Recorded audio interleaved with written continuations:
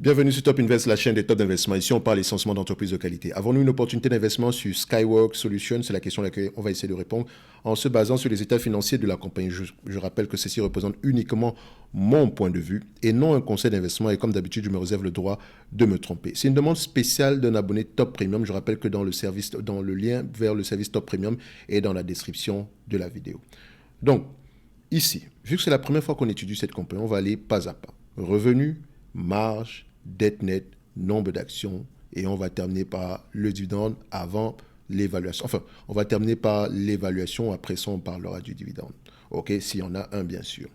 Donc, la première chose que je vais regarder, avant même d'aller regarder les chiffres ici, c'est déjà de me dire quel type d'entreprise on a présentement. Parce que je vous ai toujours dit que les entreprises, dépendamment des secteurs d'activité, ne s'analysent pas de la même façon. D'accord? Par exemple, tu ne prendras pas 25 fois les bénéfices sur une compagnie qui exerce peut-être dans le segment ici, disons, le segment minier. Il faut se dire qu'à 25 fois les bénéfices, il faut vraiment que tu aies la certitude que les revenus vont doubler au moins sur l'année prochaine et que quand on dit revenus doubles, au moins qu'on aura ces revenus stables-là à partir de l'année prochaine jusqu'à la fin des temps. OK? Entre parenthèses. Hein, d'accord? Donc, dépendamment du secteur d'activité, on se comporte d'une manière différente en fait. Donc, il faut déjà savoir où est-ce qu'on se situe. Alors, Skyworks Solutions est spécialisé dans le développement et la commercialisation de semi-conducteurs à signaux mix haute performance. Franchement, je ne sais pas ce que ça veut dire, mais je sais une chose, c'est que j'ai repéré le mot semi-conducteur et c'est ça qui m'intéresse. Donc maintenant, quel type de produit on fait spécialement? C'est ce qui me vient en tête. Deuxièmement, qui sont nos clients?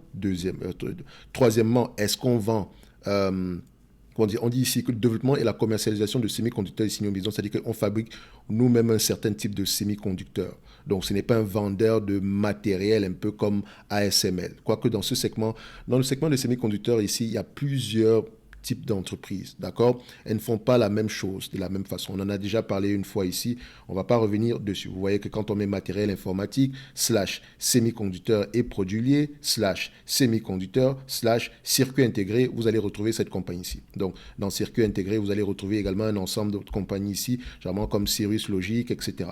Donc, je reviens sur les étapes. Une fois que je sais à peu près qu'on est dans le segment des semi-conducteurs, je vais également savoir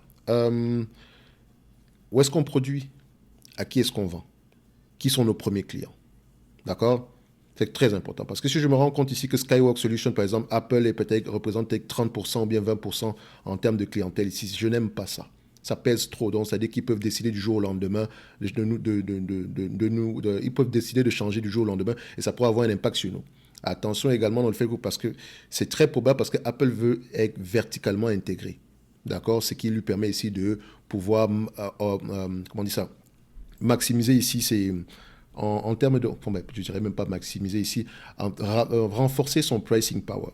Un peu comme elle a fait avec Intel, en supprimant ici les puces Intel, la plupart ici de ses MacBook Pro.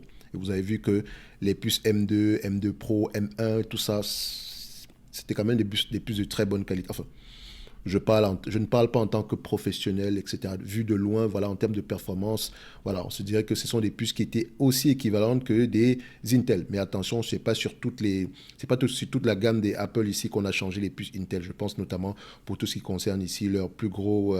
Ils ont une gamme de, je pense, que ce sont j'oublie le nom. Ils ont une gamme de MacBook, c'est pas des MacBook, mais je pense que c'est plus un peu comme des workstations qui ont des prix très, très, très élevés ici, ou bien ce sont des serveurs, ou ils utilisent encore des puces Intel, je pense bien. Bref, on revient ici. Je peux voir ici sur Zone Bourse, ce que j'ai bien apprécié sur Zone Bourse, on me donne à peu près l'idée, sans toutefois aller regarder les rapports financiers, parce que j'aurais pu retrouver la même information dessus.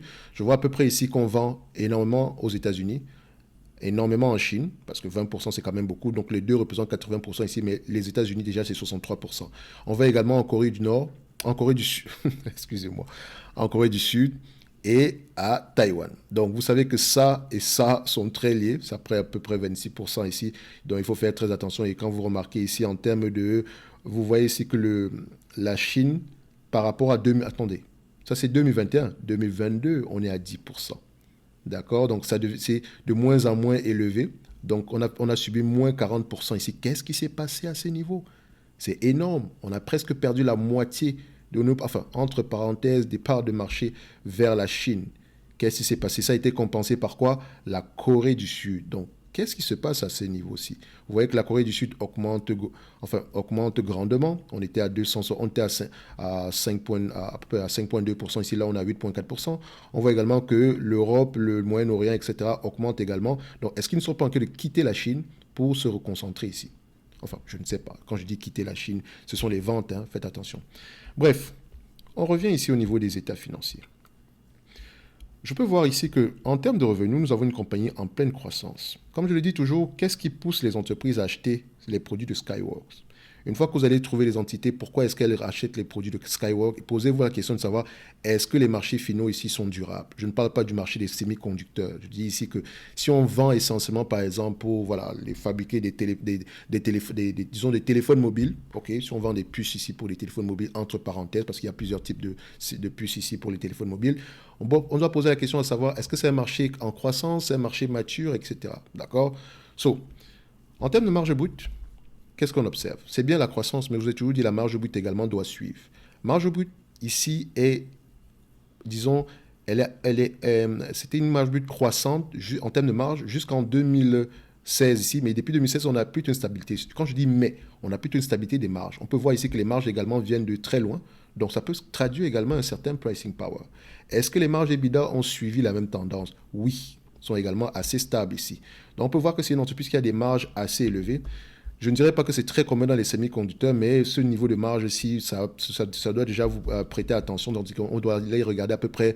Voilà, ça peut rendre la compagnie assez intéressante ici, déjà avec des marges pareilles. Donc, la question qu'on va se poser ici, c'est est-ce que c'est durable? Il faut également voir ici, est-ce qu'elle a déjà eu à subir certains cycles baissiers ici? D'accord, parce que ça reste un secteur assez cyclique. Quand on compare les marges de free cash flow et les marges de net income, on a tendance à se dire qu'on va dans le même sens. Correct. OK? On va le mettre ça comme ça. Maintenant, en termes de marge nette, qu'est-ce qu'on observe ici? Net margin, on a des marges nettes ici assez élevées. Donc, je prends ici les 20 dernières années. Donc, disons les 6 dernières années, on va le faire comme ça. Les 10 dernières années. Donc, on a des marges ici, voilà, aux alentours de, je prends la médiane. On met ça là. Boum. On met sur les 10 dernières années, on est à peu près aux alentours de 24,39%. Je prends la médiane, hein, pas la moyenne. Donc, on peut se dire qu'on peut être sensiblement à 25% ici. Sur les 5 dernières années, 24,28%. Donc, voilà, on a quelque chose aux alentours de 24%, sinon plus. Sur les 12 derniers mois ici, sur la dernière année ici, on a eu à peu près du 23,25%. Pourquoi? C'est important à aller savoir. Je check également par rapport au trimestre. On peut voir ici que le trimestriellement, par rapport à décembre 2021, on a quelque chose de moins élevé. D'accord? Donc, peut-être le cycle baissier ici va continuer. Il faut également aller voir pourquoi est-ce que le revenu a augmenté sur cette période aussi. C'est également très important parce que pendant la pandémie, vous savez, les retards ici au niveau de la chaîne logistique, ça a poussé à ce que on commande énormément de semi-conducteurs. Donc, il peut également avoir comment on appelle ça? Il pourrait également avoir ici des problèmes au niveau du déstockage. OK? Donc, quand on regarde ici la plupart en termes de croissance, en termes d'acquisition, est-ce qu'elle a fait une acquisition ici qui a poussé, qui a fait à ce que l'entreprise ait des revenus très élevés ici? On a une certaine acquisition aux alentours d'octobre 2021 ici, donc peut-être également cette acquisition-là a également permis d'avoir des revenus assez élevés. Faites attention. En termes de dette nette, qu'est-ce qu'on observe? Dette nette, on va voir la tendance de la dette nette ici. On a une dette nette aux alentours de 1,430 milliard. Techniquement, par rapport aux revenus ici, elle peut repayer sa dette nette ici en très peu de temps. D'accord? Donc, en un an, ici, juste avec les free cash flow. Quand on regarde ici la dette nette sur EBITDA, on veut quelque chose inférieur à 5. Ici, on voit qu'on est à 0,7. Donc, on peut se dire ici même qu'elle n'a presque pas de dette nette. OK? Donc, c'est assez donc, l'entreprise a la capacité de souffrir ici. Donc, une fois que j'ai ces éléments-là, j'ai besoin, en termes de marge ici, on s'attend à des marges de combien au-delà de 2023? Ici, je vais aller sur zone bourse, toujours à prendre avec des pincettes quand on prend en considération ici la croissance des marges. On voit ici que les marges de free cash flow, on s'attend à du 44, 34, 35% dans les années à venir. C'est bien, mais pourquoi ça va venir d'où? En termes de marge nette, on est à du 22, 24, 24% ici, donc quelque chose qui se rapproche à peu près aux alentours de 24,3 qu'on a eu précédemment. Donc, calmons-nous, on va se limiter à 24,3. Si on a plus que ça, tant mieux. D'accord? Moi, ici, ça reste de l'information supplémentaire. Je dois aller vérifier les rapports financiers pour me dire pourquoi est-ce qu'on aura des marges nettes plus élevées, des marges de free cash flow plus élevées en 2023. Pourquoi en 2024? Pourquoi en 2025? D'accord? Donc, on a vu ici que les free cash flow ont tendance à être au même niveau que les net income ici. Mais n'oubliez pas que plus on a de la croissance ici, plus la différence entre les free cash flow et les net income réellement, c'est généralement, grosso modo, c'est généralement la dépréciation amortissement. La grosse différence entre les deux. Or, la dépréciation amortissement ici est généralement réservée pour la dépense en capital de maintenance. Or, il y a des entreprises qui déprécient énormément alors qu'elles n'ont pas besoin de dépenser la même somme pour la dépense en capital. Donc, faites attention. So, une fois que j'ai cette information, je vais rester à 24,3%. On va être optimiste ici. On s'attend à un chiffre d'affaires de 5 milliards 814. 5 milliards 814 d'ici 2025. Déjà, on vérifie, est-ce que les analystes ont tendance à avoir raison par rapport à leurs prévisions ici? Je vais regarder ici les prévisions de operating cash flow. Vu qu'on n'a pas les marges, on n'a pas les revenus ici, c'est pas qu'on n'a pas l'information, c'est que voilà, je n'ai pas pris la version qui me permet d'avoir ici l'information concernant les revenus par action, parce que je n'en ai pas besoin. Donc, vous pouvez constater ici que ça, c'est la pandémie, ça également, les problèmes au niveau de la chaîne logistique, etc. Donc, on peut comprendre pourquoi est-ce que les revenus sont un tout petit peu moins élevés ici. D'accord, mais également, il n'y a pas beaucoup de... Ça, c'est pas revenu, excusez-moi, c'est operating cash flow. Il n'y a pas beaucoup d'analystes sur le dossier qui font des prévisions au niveau des operating cash flow. Il faut également faire attention par rapport à ça. Mais on peut se dire, grosso modo, ici, c'est assez correct. En termes de bénéfices nets, ici, est-ce qu'on s'attend à quelque chose? Est-ce que c'est un business assez prévisible également? On peut se dire oui. Donc, quand on regarde également les prévisions sur 2 ans ici, on est assez correct également. C'est assez prévisible, en tout cas. Il faut également faire attention de ne pas tomber dans un piège où on serait sur une entité ici qui a connu de très belles années, notamment parce que l'industrie était en pleine croissance. Alors que là, on s'en va vers une période vers une période de ralentissement. Donc, il faut déjà comprendre pourquoi est-ce qu'on a eu des revenus élevés. Faites attention. Croissant plutôt. Donc, on va se baser sur les éléments qu'on a ici. 5 milliards 800, c'est le revenu attendu en 2025, vu que c'est assez prévisible. Ok, on va se dire que c'est possible. Les marges bénéficiaires, on va prendre 24,3%, alors qu'on s'attend à des marges plus élevées dans le futur. Tant mieux si ça arrive. Maintenant, en termes de PER, c'est un business, vu la croissance ici, quand je dis vu la croissance, il faut qu'on dézoome un tout petit peu. Sur les 10 dernières années, on a 12% de croissance. Sur les 5 dernières années, on a eu 7% de croissance ici. Sur les 3 dernières années, on a à peu près 17% de croissance. Donc, également, l'acquisition étant également pris en compte ici. Donc, on peut se dire qu'on est à peu près du 5% et plus. OK, mais ça reste une information. Ça, c'est la croissance passée. Nous, on essaie d'estimer la croissance future. Et si on prend en considération ce que disent les analystes par rapport à 2025 ici, on peut voir que la croissance future ici ne sera pas... On s'attend plutôt à une certaine maintenance. Quand je vois ce genre d'informations-là, je me dis peut-être qu'on a connu une grosse période ici et on va avoir tendance à maintenir ce niveau de revenu-là. D'accord? Mais ça ne veut pas dire que... Voilà, il faut souvent regarder la croissance au-delà de cette période-là également. Donc, regarder la taille du marché. Donc, une fois que je prends les marges nettes ici, j'ai la dette nette de l'entreprise ici. Je cherche mes free cash flow, mes multiples de free cash flow, ou bien mes multiples de net income ici, donc mes price to earning. Et je rappelle que ça reste toujours ici un rendement. OK, donc quand je vois 20 fois les bénéfices, moi, dans ma tête, c'est 5% de rendement, si on me distribue la totalité ici des bénéfices nets par action. Et je sais également que le secteur étant très cyclique, c'est un business, personnellement, je sais que je ne vais pas payer plus de 20 fois les bénéfices. Donc, je prendrai déjà 3 PER normalement, 3 PER normalement, 10, 15, 15, vu que 15 et 17, c'est presque proche ici. Donc, je prends toujours 10 à la base. Ici, s'il y a beaucoup de dettes ici, à 10 fois les bénéfices, je ne prends pas en considération la dette ici. Donc, c'est un peu comme hypothèse ici de base. Enfin, hypothèse ici pessimiste. Donc, je prendrai ici 10, 17 et 20. OK? Mais ici, aujourd'hui, voilà, sur les 10 dernières années, vous voyez que le marché paie à peu près 20 fois les bénéfices par là. Voilà. Sur les 5 dernières années, il est à peu près à 18, 19 fois les bénéfices. Donc, je vais prendre 20 fois les bénéfices ici. OK? Donc, à 20 fois les bénéfices, je crois qu'on s'attend également à avoir des free cash flow plus élevés dans le futur, donc n'oubliez pas ça. Multiplié par 20 fois les bénéfices ici, dont le 1 milliard 412 ici, qui représente à peu près 24,30% ici de 5 milliards 814 qu'on peut attendre en 2024, en 2025 plutôt. À 20 fois les bénéfices, ça nous donne combien? 28 milliards 256. Moins la dette nette actuelle, qui pourrait être aux alentours de combien? Zone bourse ici mentionne 1 milliard 600, simple. On s'attend à avoir moins élevé, moins que ça l'année prochaine également. Ça donne à peu près 26 milliards 656, divisé par le nombre d'actions. Regardez également, est-ce que le nombre d'actions augmente ou diminue? On aime bien les entreprises qui diminuent leur nombre d'actions, pas celles qui augmentent. Et si elle a tendance à augmenter son nombre d'actions, vérifiez également si le bénéfice net par action a tendance à augmenter malgré que le nombre d'actions augmente. Donc les deux, il faut toujours prendre les deux il faut toujours comparer les deux. OK? Si mes bénéfices nets par action augmentent alors que mon nombre d'actions augmente, il n'y a pas de souci par rapport à ça. Mais il faut aller regarder la stratégie derrière. Est-ce que c'est parce qu'on fait des acquisitions ici, compétitives, etc. C'est un peu comme avec Realty Income. Realty Income, les bénéfices nets, le nombre d'actions augmente, les bénéfices nets également. Enfin, pas les bénéfices nets parce que techniquement sur les rates, il faut regarder les AFFO. Donc les AFFO par action ou bien à la rigueur les FFO par action augmentent également. Donc on peut se dire que c'est une stratégie derrière de l'entreprise parce qu'elle fait beaucoup d'acquisitions et généralement elle émet de nouvelles actions pour faire ces acquisitions-là. Ok, ce qui n'est pas plus mal parce que ça permet ici à l'entreprise ici de pouvoir avoir une dette assez gérable. C'est une bonne chose. Donc, vous voyez ici qu'on a à peu près 160, le nombre d'actions diminue, on a à peu près 160,2 millions d'actions en date d'aujourd'hui. Donc, je divise ce chiffre-ci par 160,2. Donc, on peut se dire ici que potentiellement, d'ici 2025, si on a des revenus de 5 milliards 800, 24,30% ici de marge bénéficiaire, moins la dette nette actuelle, on pourrait s'attendre à un prix à 166 $ l'action. Présentement, on paye combien? On paye à peu près 110 $ l'action. D'où on peut tirer comme conclusion que nous avons peut-être une opportunité d'investissement en date d'aujourd'hui. Si on se positionne à peu près sur les bénéfices nets attendus en 2026, et attention, quand on dit en 2025, quand on parle de 2025 ici, il faut qu'après 2025, qu'on ait au moins un potentiel ici de stabilité de ces revenus-là, de ces bénéfices-là. OK? Donc, 1,4 milliard ici, divisé par 17 milliards 520, donc la capitalisation boursière actuelle, on a un rendement sur coût de 7,99%, disons 8% par là.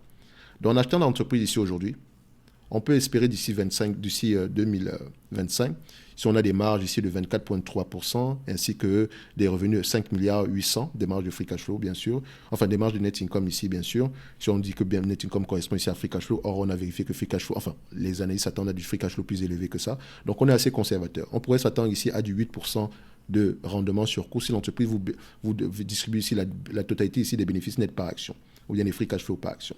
OK? Donc, on pourrait se dire qu'au prix actuel, c'est peut-être assez intéressant. D'accord? C'est assez intéressant. Maintenant, tout va dépendre. Si la croissance est maintenue après 2025, c'est une bonne chose.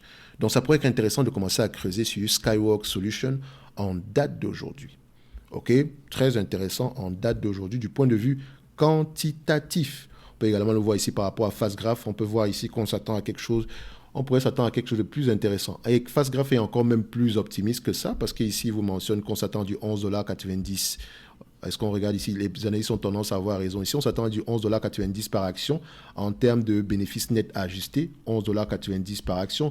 Multiplié par le nombre d'actions actuelles, on a à peu près, vous souvenez à peu près le nombre d'actions actuellement était aux alentours de 160 millions d'actions, 160,2 si vous voulez, je vais mettre 160 millions ici. Donc on s'attend du 1 milliard 900. Donc, on est encore plus optimiste que ça. Et vous vous souvenez, 1 milliard 900 ici, ça peut diviser ici par la capitalisation boursière attendue, par le revenu attendu à peu près à cette période-là, disons le 5 milliards 800 ici, ça représente à peu près 32% de marge. Donc, ça inclut ici l'augmentation des marges. Faites attention. Donc, si on a plus que ça, tant mieux. C'est pour ça que je dis Skyworks Solutions, ça pourrait être intéressant à aller creuser au prix actuel. On a peut-être quelque chose d'assez intéressant. Parce que si les marges se réalisent ici comme prévu par les analystes, toujours à prendre avec des pincettes, par rapport au prix actuel, au lieu d'avoir notre 8% qu'on avait précédemment, on a 10,81%. Et réellement, 10,81%, c'est ce que moi je recherche sur une période de 5 ans. Je ne parle pas de rendement, je dis mon rendement, mon prix d'acquisition par rapport à la valeur estimée ici doit me permettre ici de générer 10% au moins.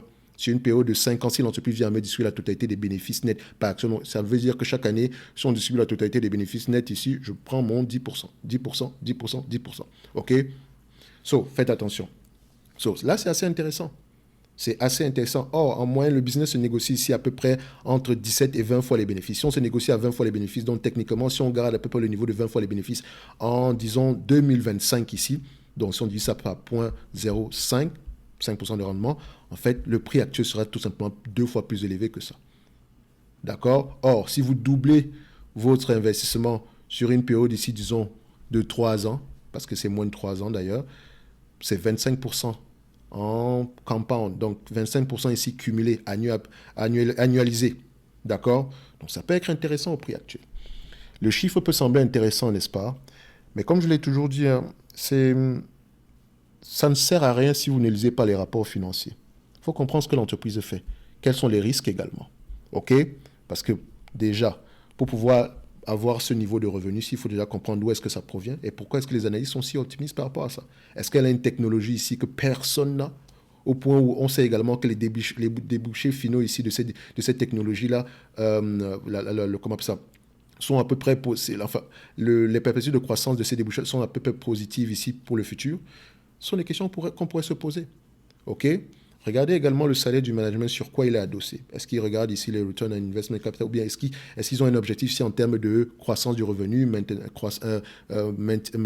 des marges également. Ici, vous pouvez avoir une bonne information en regardant généralement sur quoi est adossée la compensation variable du PDG. Si vous remarquez que la compensation variable du PDG, vous allez souvent voir qu'ils ont des objectifs de marge, ou bien des objectifs sur retour sur capitaux investis ici. Je pense bien, si c'est comme ça qu'on le dit ici, ROIC, Return on Investment Capital, Investor Capital, je ne sais pas comment on le dit encore en français ici.